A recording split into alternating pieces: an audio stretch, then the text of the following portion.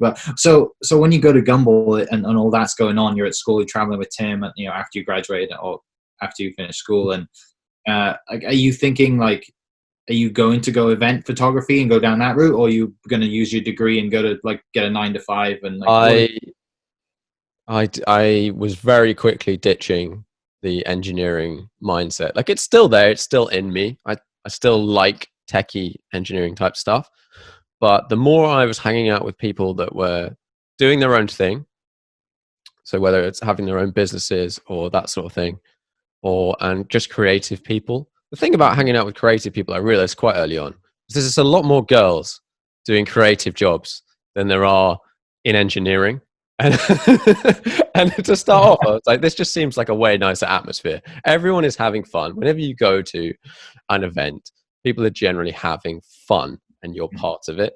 Whereas the idea of sitting on a desk sort of got a bit out of my head. Although now I spend a lot of my time sitting at a desk like this, talking to people and then editing stuff. Yeah.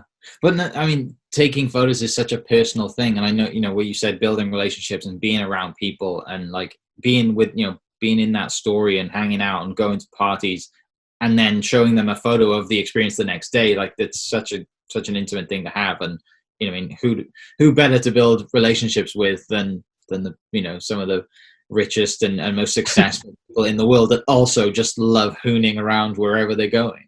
Yeah. One of the questions I get a lot is if someone doesn't know anything about what I do, and trying to sort of pin that down to one thing is always a bit tricky, but they say, okay, so what do you do? I was like, I take photos. Like, oh, what do you take photos of? Cars. And they're sort of like, there's a question mark when they reply that, cars? Yeah. We'll take pictures of cars. Well, yeah. And then they're like, so do you do like Formula One? Like, no, I don't do Formula One. And then their mind's like blank. They've lost all the things.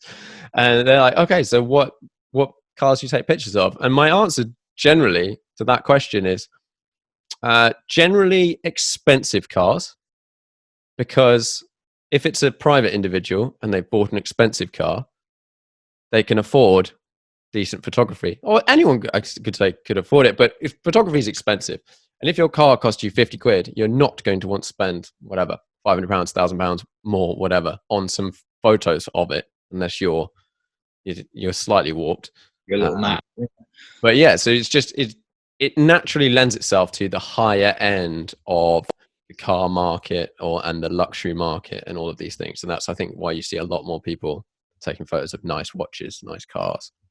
That's unless it's Toyota or someone, and then I would totally, hit me up. I'll take a picture of whatever.